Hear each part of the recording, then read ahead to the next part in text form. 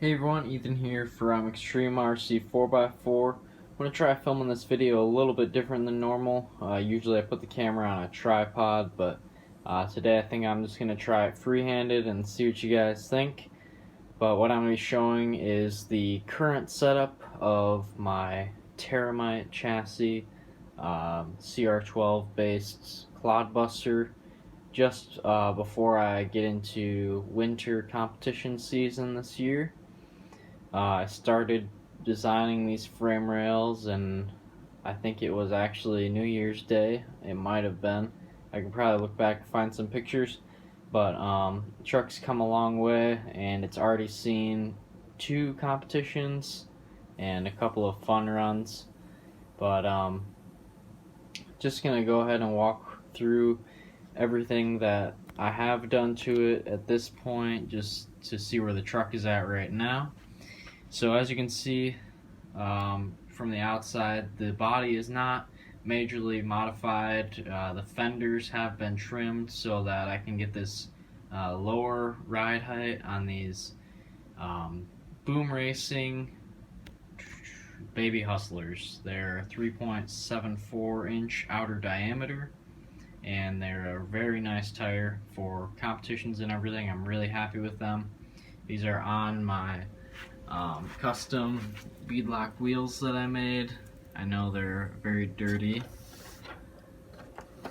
but they were a very nice and shiny wheel, and they are 8 lugs because I have a weird desire that revolves around 3/4 tons. But as you can see, concern is these rock sliders. Just the design where these will catch on things, but I made those up in a couple of days. I made all the bumpers up in a couple of days just to get the truck ready for competition. This body was actually supposed to be the Fall Guy truck body, so I ended up ordering another body because I didn't want the Fall Guy truck to be all cut up. And it's actually being painted right now by a friend of mine that I did the roof rack for the Trail Finder for last year.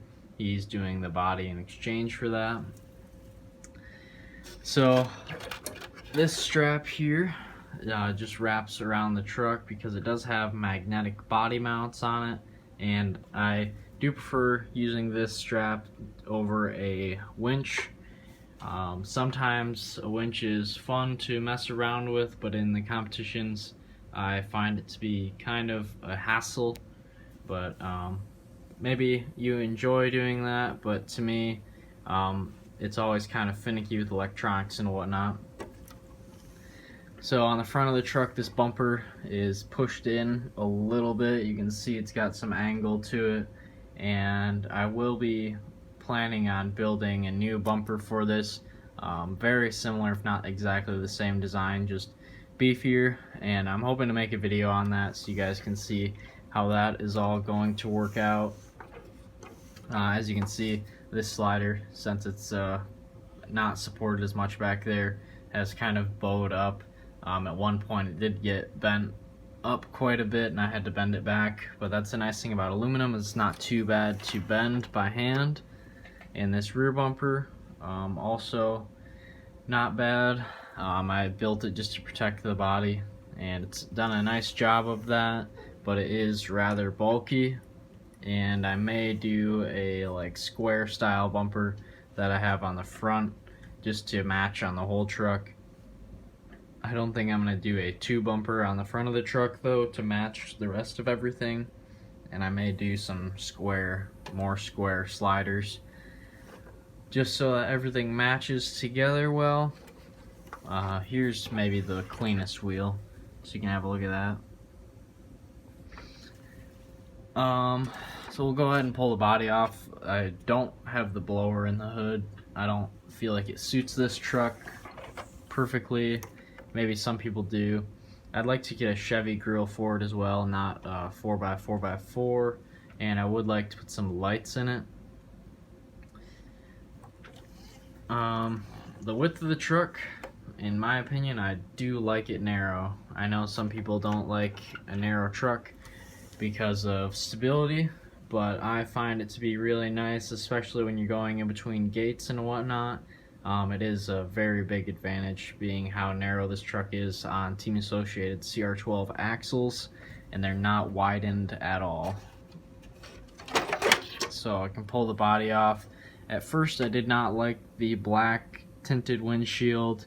I've always been a clear windshield kind of a person, but with having no interior in there, I've grown to like it. So taking a look at the setup here, it is very compact because of how narrow the frame is and just how small it is overall. This wheelbase is just under 11 inches, in case you were wondering. And this truck is, if I haven't mentioned it already, is built specifically for the Terramight Clodbuster body. That was the intent. These axles, they just caught my eye. They were narrow enough to fit under it, and just how it looks is very appealing to me. So that's essentially why I built a whole custom chassis. It was for the Clodbuster body. But looking into things, I have a Tekin 35 turn motor in here, brushed motor. I've always just used those, so that's what I know. With the FXR combo and axial AX10 transmission in it, normally this motor would sit like this underneath of this spur gear and over to this side. However, to get the drive shaft angles, the transmission has to sit low in the frame. So this motor is raised so that it doesn't hit the drive shaft, and this is kind of like a Trailfinder 2 style motor mount plate where it comes off of the transmission and then staggers the motor back like this, or I guess in this case it would be forward. And I'm really happy with this. It gets some weight forward, but the balance of the truck is still good. I do run a full 5000 mAh 2S LiPo in here, and this is a rather small electronics box to fit around the spur gear, but it does fit my Tactic remote receiver in there. I am just using the Tactic remote that comes factory on a lot of the new axial trucks. I do like that a lot, and it does have the third channel in case I want to use a winch. I did have a winch in here for a little bit, and I might put it back in eventually. But you can see here how I have the strap just permanently attached there. Not necessarily permanently, but I just leave it on there. The truck is also using axial drive shafts.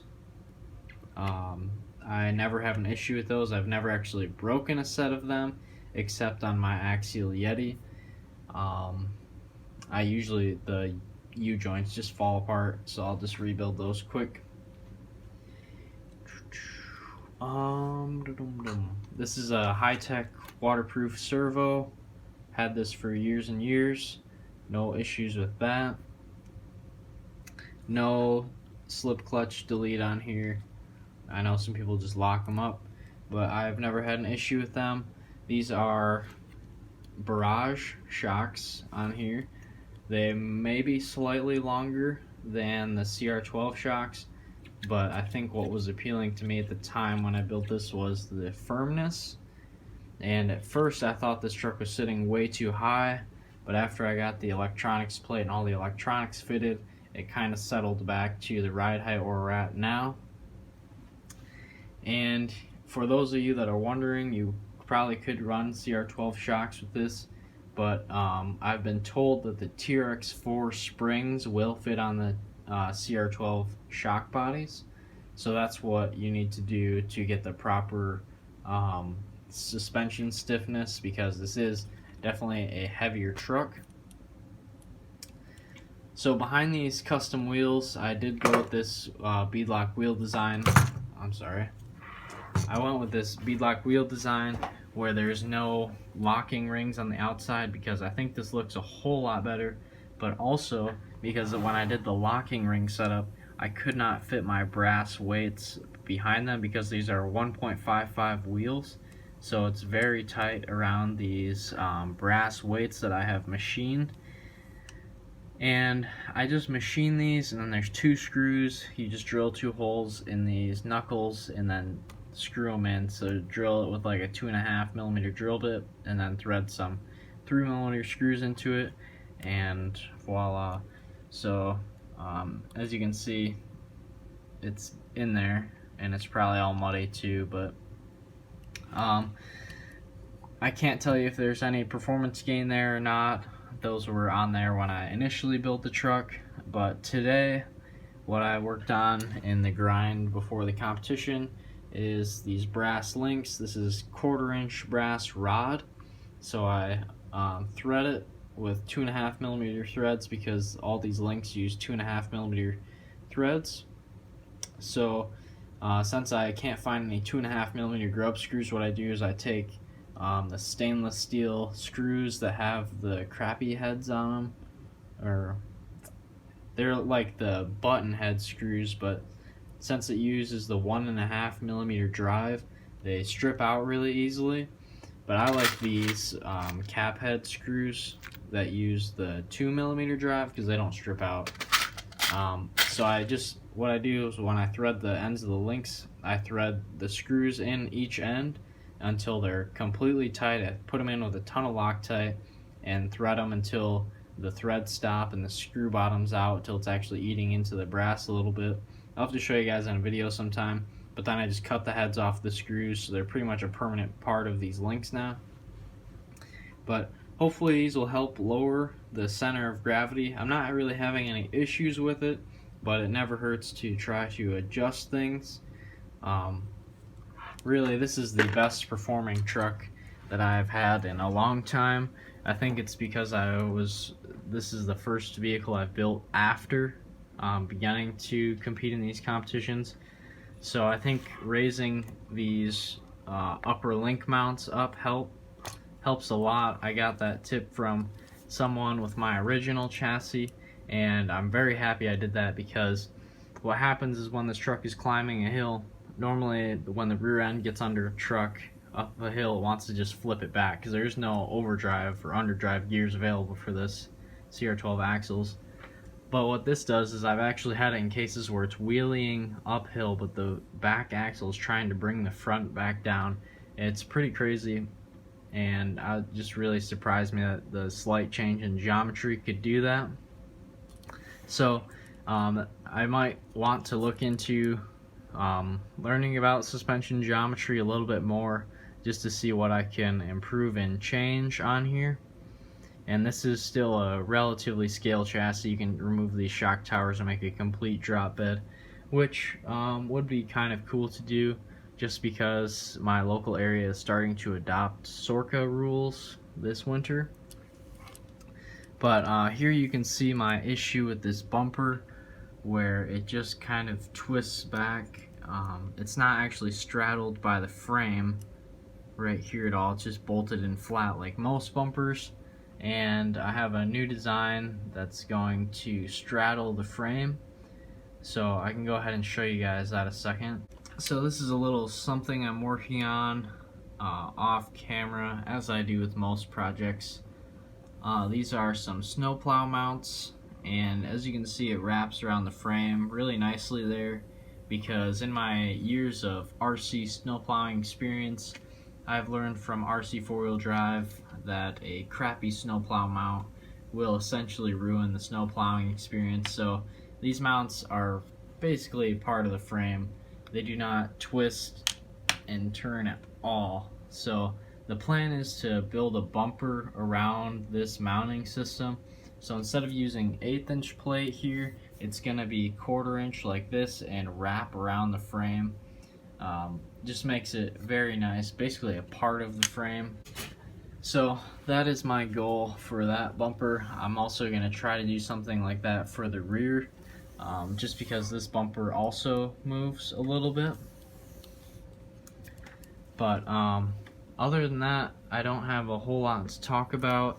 This does have a custom track bar on it, just the stock length, because I put a servo winch in here at one point in time, and I had to design this track bar so that it wouldn't hit anything.